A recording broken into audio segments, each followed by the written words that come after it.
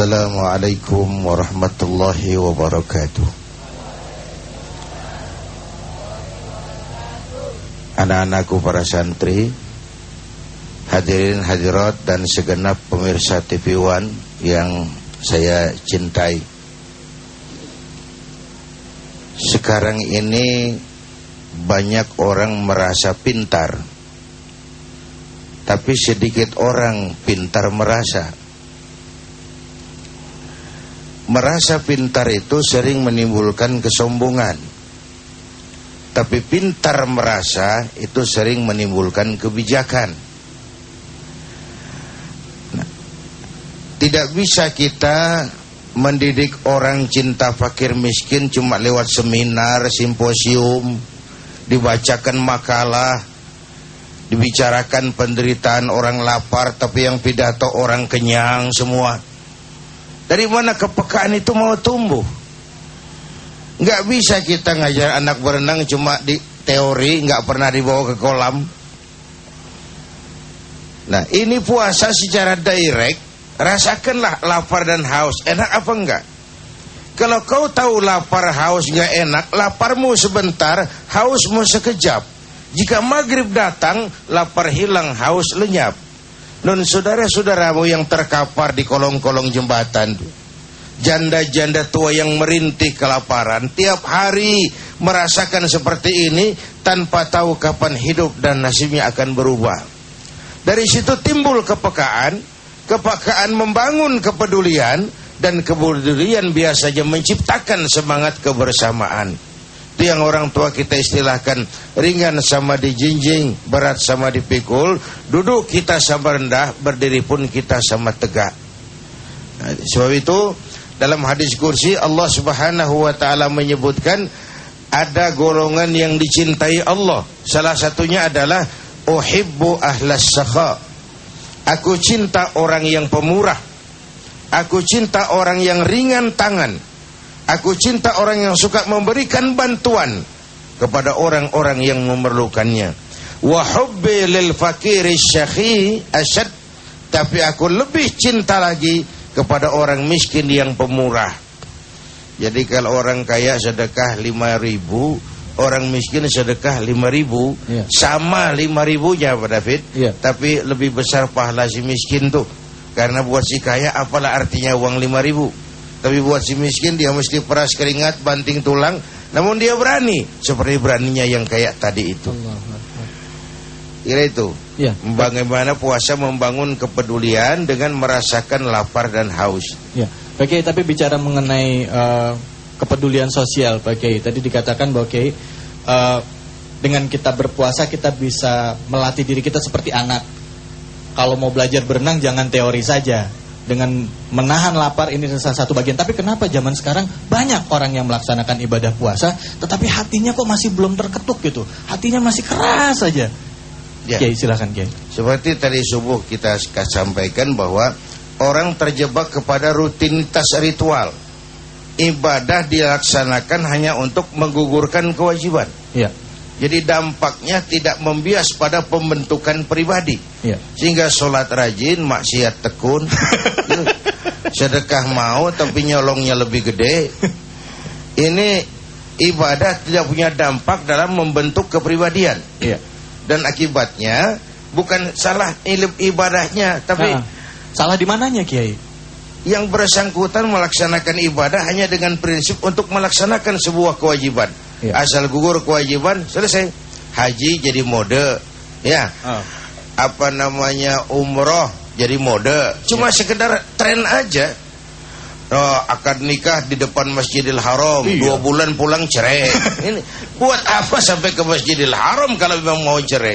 Ini kan tren-tren yang sebenarnya pada akhirnya membuat image yang tidak baik terhadap nilai-nilai agama kita. Islam sendiri, iya gitu, Kiai. Kiai, seperti apa sih Rasulullah SAW mencontohkan kepada kita, Kiai, dalam bersikap, bertingkah laku, atau mungkin para sahabatnya, mungkin pada kesempatan sore hari ini nih, khususnya buat jamaah yang saat ini mungkin lagi menunggu waktu berbuka. Dari tadi saya udah bilang, Kiai, ada yang sekarang lagi ngeliatin meja makannya, ada yang bolak-balik dapur, ada juga yang ngapa-ngapain.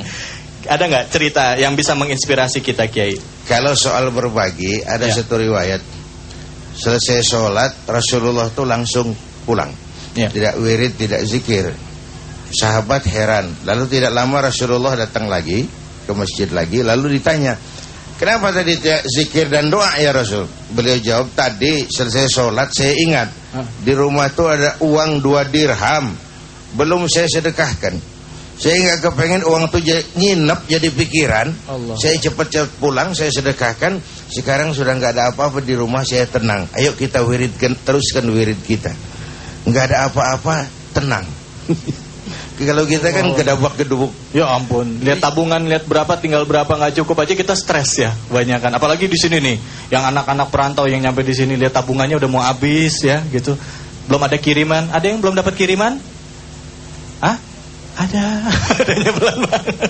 Tapi di sini enggak lah, di Santan sini. Kiai, nanti kita akan lanjutkan lagi Kiai. Ada satu pertanyaan tadi Kiai yang begitu menggelitik, yaitu bagaimana dengan orang-orang yang saat ini dia berjalan ibadah, menjalankan ibadah puasa.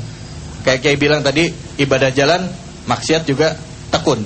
Nah, ibadah jalan, sodakoh jalan, korupsi juga jalan. Mereka menganggapan bahwa sambil korupsi dia bisa sodakoh, bisa ngilangin dosanya. Bener nggak? Tapi jawabnya nanti Kiai. Jangan kemana-mana, tetaplah di Tablik Akbar 1431 Hijriah.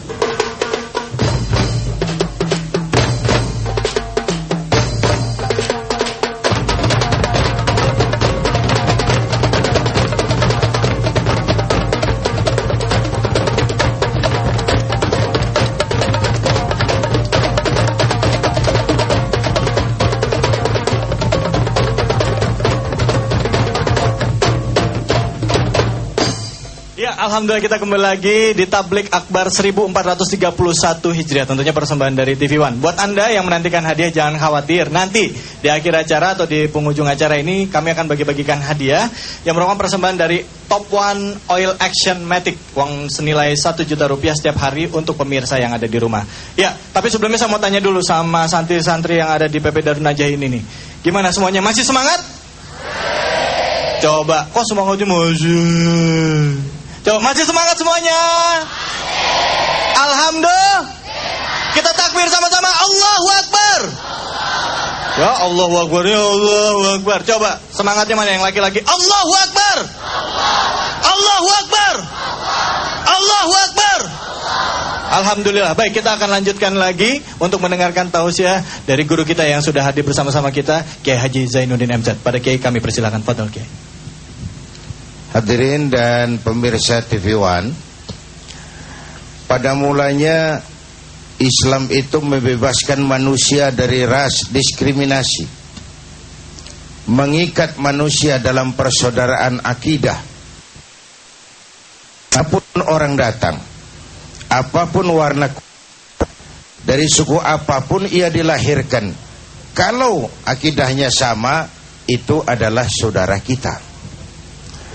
Kemudian dalam menjalin semangat persaudaraan, maka diajarkan soal kepedulian, kedermawanan, keinginan untuk menolong orang yang memerlukan pertolongan. Sehingga hadis kursi menyatakan, uhibbu ahlas sakha, aku cinta orang yang ringan tangan, enteng dalam memberikan pertolongan, enteng dalam membantu orang yang memerlukan bantuan. Malah satu riwayat menjelaskan, nanti itu di akhirat, udah ada yang pernah ke akhirat belum? Belum? Sama.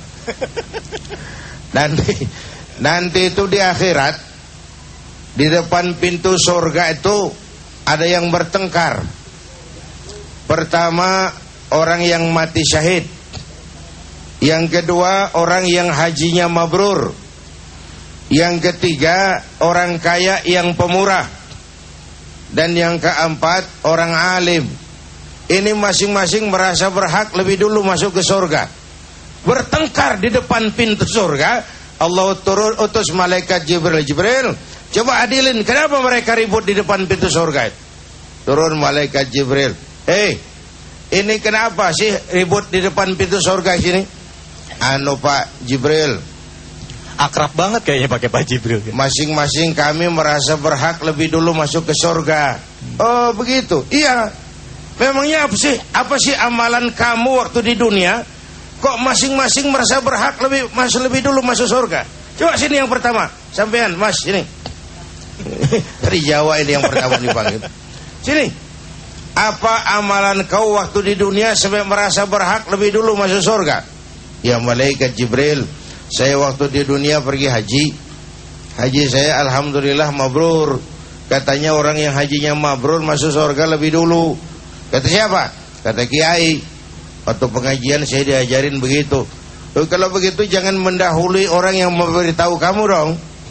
Yang ngasih tahu Kiai. Iya, udah Kiainya duluan. Kamu mundur. Yang kedua, Jibril, saya itu waktu di dunia berjuang membela agama. Saya ikhlas karena Allah. Saya mati syahid. Katanya orang mati syahid masuk surga lebih dulu. Kata siapa? Kata Kiai. Wah, ini sama. Mundur.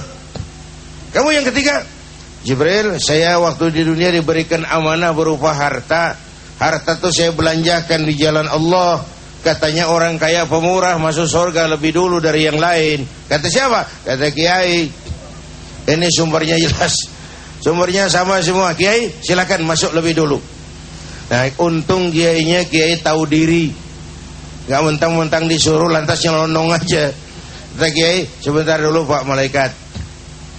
Ini memang semua saya yang kasih tahu itu. Yang mati syahid, yang haji mabrur, yang pemurah, saya sumbernya. Tapi saya ini kan bisa jadi kiai ini karena dulu ada orang kaya pemurah bangun pesantren, saya belajar di situ, dibeliin saya kitab, makanya saya bisa jadi kiai. Kalau masuk surga lebih dulu yang dari yang pemurah itu, rasa-rasanya nggak enak saya gara-gara dia bangun pondok tuh. Orang kaya pemurah. Jadi biar dia dulu masuk surga, saya ikut nyusul belakangan. Jadi walaupun kita bukan kiai itu ada harapan masuk surga lebih dulu dari kiai, itu maksudnya loh. Asal jadi orang yang pemurah. Ini udah jadi kiai enggak, pelitnya 17 setan. Pakai apa masuk surganya itu? Enggak ada pilihan. Enggak ada pilihan. Jadi bulan Ramadan ini kesempatan untuk berbagi, menimbulkan kepekaan. Masalah paling pokok di Indonesia kan kita masih bergelut dengan kemiskinan dan keterbelakangan. Yang padahal sebagai negara yang besar dan kaya, sudah tidak pantas Indonesia bicara soal kemiskinan. Sudah tidak pantas Indonesia bicara soal ketertinggalan. Mestinya kita nggak lagi bicara soal kemiskinan. Negara kita besar, sumber daya alam kita luar biasa, tapi masih berkutat saja di soal kemiskinan, soal keterbelakangan dan sebagainya dan sebagainya. Walaupun barangkali faktor salah urusnya jauh lebih besar ketimbang faktor kemiskinannya itu. Oleh karena itu dituntut kepedulian, dituntut keinginan berbagi, ada rasa bahagia membahagiakan orang lain.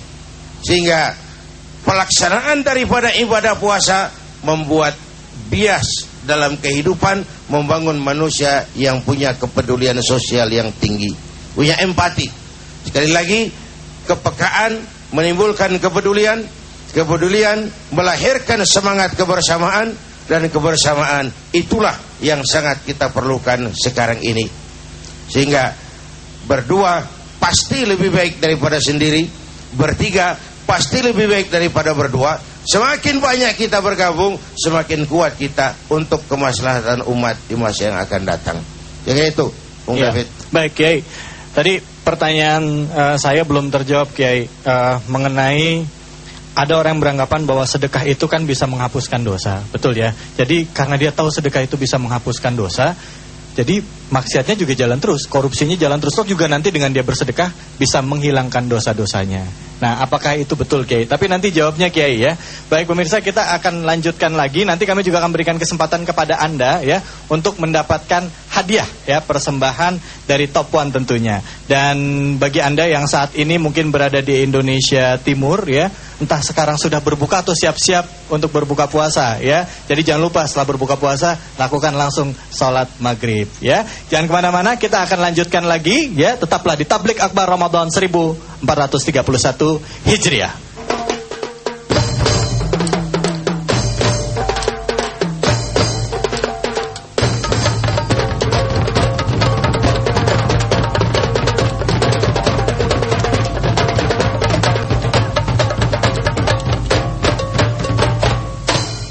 Alhamdulillah, kita kembali lagi di Tablik Akbar Ramadan 1431 Hijriah. Kita takbir sama-sama, Allahu Akbar. Alhamdulillah, sengaja kami bertakbir tentunya membesarkan nama Allah, sekaligus juga buat Anda yang saat ini sedang menunggu waktu berbuka, kami ingatkan buat Anda yang belum menjalankan ibadah sholat asar, yang berada di Indonesia Tengah dan juga Indonesia Barat, ayo jalankan mumpung waktunya masih ada, ya. Baik, kita akan lanjutkan lagi mendengarkan tausiah dari guru kita Kiai Haji Zainuddin M. Silakan Kiai, fadhol. Baik, hadirin dan pemirsa TV One, tadi ada pertanyaan dari Bung David tentang orang yang sedekah lalu beralasan, orang yang korupsi lalu beralasan toh nanti kalau dia bersedekah dosa korupsinya bisa terhapus. Memang ada hadis yang mengajarkan zakku amwalakum bizzakah, bersihkan hartamu dengan zakat. Kata-kata membersihkan itu memberikan gambaran tentang sesuatu yang pada awalnya memang bersih lalu terkena kotoran. Itu yang bisa dibersihkan. Sarung saya kena kain, sarung saya kena tanah. Iya, supaya kelihatan diperhatiin, enggak gitu aja. Sarung saya kena kotoran. Nah itu sarungnya yang bisa dibersihkan. Tapi kalau kotorannya sendiri kan nggak bisa dibersihkan. Memang kotoran. Jadi sesuatu yang didapat jelas dari yang haram tidak mungkin bisa dibersihkan dengan cara-cara membayar zakat dan lain sebagainya. Memang bendanya itu yang najis, yang kotor. Bagaimana mau dicuci? Kotoran nggak bisa dicuci. Yang bisa dicuci sarung yang kena kotoran. Tapi kalau kotorannya sendiri, ya nggak bisa dicuci dong, kotoran. Jadi kalimat zaku amwalakum bizaka, kalau harta kita bercampur dengan yang haram, bercampur dengan yang syubhat, bercampur dengan yang tidak baik, itu yang kita berharap dibersihkan oleh zakat. Tapi kalau memang mutlak dari tempat yang haram, mutlak hasil korupsi, mutlak hasil mencuri, ya bagaimana kotoran mau dibersihin? Nggak bisa ngebersihin kotoran itu. Habis ya Kiai. Habis. Nah, buat saya yang penting sebenarnya adalah bagaimana puasa membangun kepedulian sosial. Karena menurut saya masalah utama dari bangsa kita kan masih berkutat di soal kemiskinan. Walaupun sebenarnya sudah tidak pantas lagi Indonesia ngomong soal kemiskinan. Sudah tidak pantas lagi. Coba bayangkan, kita ini oleh Allah dikaruniai negara yang begini besar dan kaya. Besar dan kaya. Besar karena pulaunya saja 17.000 pulau. Itu belum termasuk Pulau Gadung dan Pulau Gebang. Tambah 2 kalau itu masuk. Dan kaya. Anak-anakku santri, lihat Indonesia kita ini, buminya subur. Di atas perut buminya segala tanaman hidup. Pernah teman saya orang Arab bilang, Indonesia guys, Indonesia hebat. Apanya mas, kata saya? Tanahnya subur, tongkat ditanam jadi pohon, namanya singkong. Tongkat ditanam jadi pohon. Kami Arab dia bilang pohon ditanam jadi tongkat. Mati itu pohon. Tanahnya subur. Di bawah perut buminya, Masya Allah, gas, minyak, batu bara, lumpur, apa lagi? Dahsyat. Lautnya kaya, hutannya kaya. Kekayaan negeri ini kan harus digunakan bagi sebesar-besar kemakmuran rakyat. Itu amanat pasal 33. Kalau disalahgunakan, pastilah ada efek lain yang menyebabkan yang nitip ini, Indonesia ini, kurang senang kepada kita. Jadi yang terjadi sebenarnya bukan kemiskinan, pemiskinan. Kemiskinan struktural, bukan kemiskinan kultural. Secara struktural, akibat sebagian kita salah urus. Hadirin yang saya hormati, pemirsa TV One yang saya cintai, karena itu kepedulian sosial diperlukan. mengikut mengatasi masalah besar yang kita hadapi sebagai bangsa. Dan kemiskinan moral jauh lebih bahaya dari kemiskinan ekonomi. Kan tidak kurang presiden kita sendiri belakangan mengajak para ulama berjihad memperbaiki akhlak bangsa. Saya jadikan catatan itu. Artinya apa? Akhlak bangsa sudah di ujung tanduk. Akhlak bangsa sudah dalam taruhan. Baik akhlak kepada Allah, akhlak kepada sesama manusia, maupun akhlak kepada lingkungan kita hidup. Akhlak itu kan akhlak kepada Allah. Bagaimana caranya? Jangan menyekutukannya dengan sesuatu, jangan menyembah kecuali hanya kepadanya. Lalu akhlak kepada sesama, membangun kerukunan antar umat seagama, kerukunan antar umat beragama, dan kerukunan antar umat beragama dengan pemerintah. Lalu yang ketiga, akhlak kepada lingkungan hidup, menerjemahkan watak rahmatan lil alamin. Kita tidak ramah kepada alam, jadi pantas kalau alam pun tidak ramah lagi dengan kita. Kita tidak mengembangkan sikap rahmatan lil alamin, jadi pantas alam pun tidak ramah lagi dengan kita. Saya merasa bahwa dengan membangkitkan kepedulian sosial di bulan suci Ramadan ini, semakin besar pengaruhnya dalam ikut membantu memecahkan masalah-masalah besar yang dihadapi bangsa, yaitu kemiskinan. Dan lebih bahaya dari kemiskinan ekonomi adalah kemiskinan moral. Itu. Ya. Baik, terima kasih banyak Pak Kiai. Tentunya kita semua juga pasti ingin tahu lagi ya, khususnya di sini banyak pelajar, Kiai. Apa sih hal simpel atau hal yang paling mudah yang bisa kita lakukan untuk melatih diri kita agar kita bisa menjadi manusia-manusia yang kelak, Kiai, benar-benar memiliki jiwa dermawan, khususnya untuk anak-anak nih. Atau bagaimana saya punya anak, saya melatih anak saya, mendidik anak saya dengan cara seperti apa, Kiai? Ya, buat Anda pemirsa, buat Anda yang ingin tahu jawabannya jangan kemana-mana. Nanti kita akan bicara lebih banyak lagi, dan juga nanti kita akan bicara juga bahwa Rasulullah sebagai salah seorang nabi dan juga rasul yang terakhir mengajarkan kepada kita untuk mencintai anak yatim dan juga mendidik anak-anak kita dengan cara yang baik. Tetaplah di Tablik Akbar Ramadan 1431 Hijriah.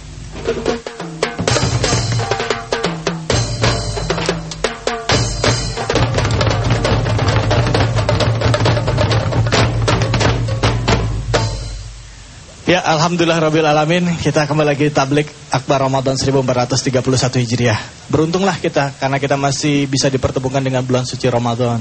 Karena pada saat tahun lalu kita meninggal bulan suci Ramadan, tentunya kita semua berharap kita bisa dipertemukan kembali. Dan pada saat kita dipertemukan kembali, ibarat kita dipertemukan dengan kekasih hati, manfaatkanlah kesempatan dengan sebaik-baiknya dengan berbuat amalan-amalan baik dan melakukan tentunya introspeksi diri kita agar Allah senantiasa memberikan ampunan kepada kita. Ya, baik.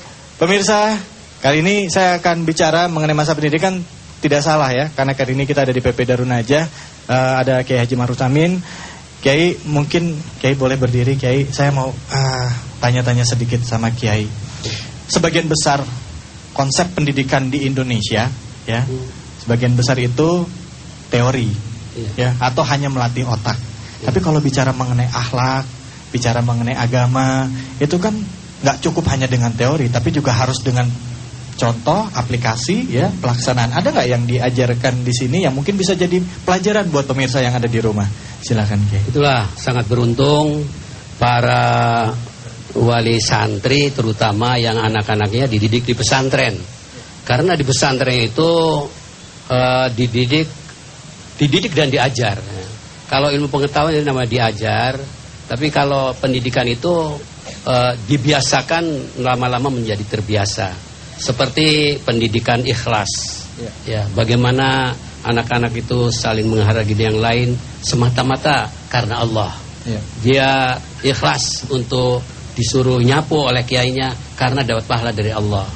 Dan ikhlas inilah yang ditanamkan untuk santri-santri, juga kehidupan pendidikan takwa. Takwa itu kalau kita dekat dengan Allah, banyak berdoa, banyak ibadah, banyak melakukan nawafil sunnah-sunnahnya, Allah akan lebih dekat lagi pada kita. Sehingga Allah akan memberikan rahmat, memberikan ma'unah. Kalau para nabi-nabi diberikan mukjizat, ya, itu wali-wali berikan karomah. Nah kita ini insya Allah dapat maunah pertolongan dari Allah. Amin, insya Allah. Sehingga kehidupan di pesantren tidak boleh mendolimi dengan yang lain. Juga guru-guru pesantren harus sederhana, kiainya juga harus sederhana, dan pola hidup pesantren ini kalau dicontoh oleh pejabat-pejabat, oleh para pemimpin-pemimpin saat sekarang ini, saya kira tidak ada orang yang dapat musibah, yang dapat kesulitan, krisis pangan, tidak ada, karena Allah akan memberikan rezeki dari langit. Allahu Akbar. Insyaallah mudah-mudahan didengar langsung nih oleh para pejabat-pejabat dan juga pemimpin yang saat ini menyaksikan TV One ya. Amin, insyaallah kesederhanaan itu. Termasuk juga para santri ditanamkan jud. Ini pada bulan puasa itu untuk maksudnya jud itu apa tuh? Jud itu untuk dermawan. Wa mimma razaqnahum yunfiqun, sebagian rezeki yang didapat dari santri, padahal santri rezekinya nggak banyak, diinfakkan. Subhanallah. Untuk Allah gitu. Rezeki yang diterima santri diinfakkan. Diinfakkan. Ini kan mereka belum bekerja, Kiai. Mereka tapi sedikit. Yakin bahwa itu akan dapat berkah. Orang tuanya nanti akan dapat berkah dari Allah, rezekinya nanti akan bertambah. Amin ya Allah, amin. Maka dengan rela karena keikhlasan dengan pendidikan ini, dan di pendidikan pesantren kita harus bersyukur orang tua yang pesantren karena tidak ada tawuran. Meskipun anak ini dari berbagai daerah, satu kamar dicampur, tanamkan tidak boleh mendolimi, harus kasih sayang dengan yang lain. Yang senior sama yang junior, kakak dengan yang adik. Saling membantu, saling menolong. Kalau sakit bukan orang tuanya yang menolong, terlebih dahulu teman-temannya. Jadi sehidup seperjuangan. Itulah maka para alumni pesantren itu kalau keluar di masyarakat sangat rindu dan saling menolong di tengah masyarakat. Inilah pendidikan pesantren. Mudah-mudahan pola pendidikan di Indonesia ini, kalau Indonesia makmur, subur, aman, itu harus diperbanyak sistem pendidikan pesantren di mana-mana. Subhanallah. Paling tidak sistem pendidikan pesantren itu seperti pendidikan umum juga bisa mengikuti sistem pendidikan di pesantren. Terima kasih banyak, Kiai. Ini orang banyak yang takut masukin anaknya ke pesantren ya di kota-kota besar karena isunya nanti jadi teroris, Kiai. Nah itu gimana, Kiai? Kita sebagai pembina pesantren hakul yakin bahwa itu semuanya isu-isu, hanya fitnah. Dan fitnah itu tujuannya untuk melemahkan kader-kader bangsa yang belajar di pesantren, supaya bangsa Indonesia masa akan datang nggak usah belajar di pesantren, sehingga Indonesia mudah dijajah oleh orang asing. Allah. Jadi kita jangan takut untuk belajar di pesantren. Setuju semuanya? Iya. Baik, Allahu Akbar. Allahu Akbar. Baik, untuk kemajuan umat Islam dan juga kemajuan bangsa kita. Terima kasih banyak Kiai Haji Ma'ruf Amin. Ya, baik, kita akan memberikan kesempatan nih buat jamaah atau para santri yang ada di sini untuk bisa bertanya langsung entah kepada Kiai Haji Ma'ruf Amin atau kepada Kiai Haji Zainuddin MZ. Tuh, silakan siapa yang mau bertanya? Siapa? Oh, Adik, silakan. Namanya siapa? Langsung pertanyaannya, Adik. Bismillahirrahmanirrahim. Assalamualaikum warahmatullahi wabarakatuh, Ustaz. Waalaikumsalam warahmatullahi wabarakatuh. Duh, jadi malu nih masuk TV.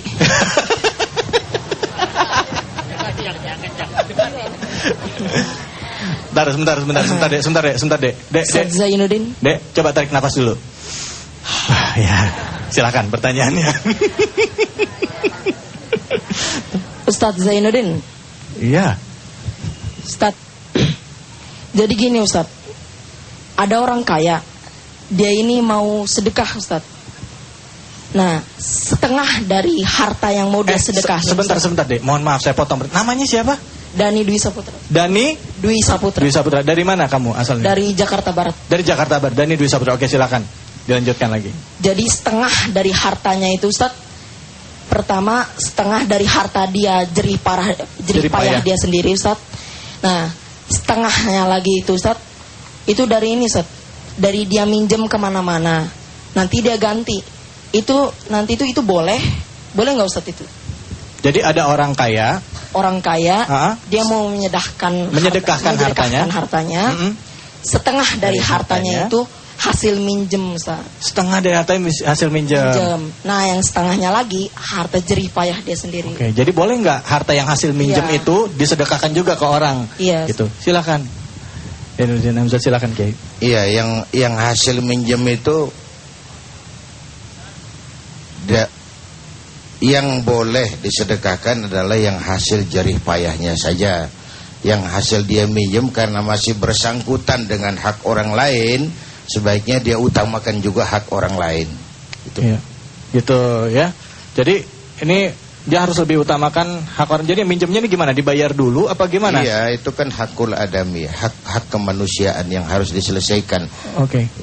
Nah, kalau ada yang beranggapan gini Kiai, katanya kalau kita masih punya utang nih, maaf ya, saya pernah dengar kalau kita masih punya utang, bayar zakatnya belakangan, bayar utangnya dulu. Nah, itu gimana Kiai kalau yang kayak gitu? Sama-sama kewajiban. Jadi, mana yang lebih dulu Kiai? Lebih dulu bayar utang. Lebih dulu bayar utang. Wah, kalau gitu saya bayar utang dulu deh Kiai sama Kiai. Ya, baik. Ada lagi yang mau tanya? Silakan. Siapa? Silakan Ukti. Silakan.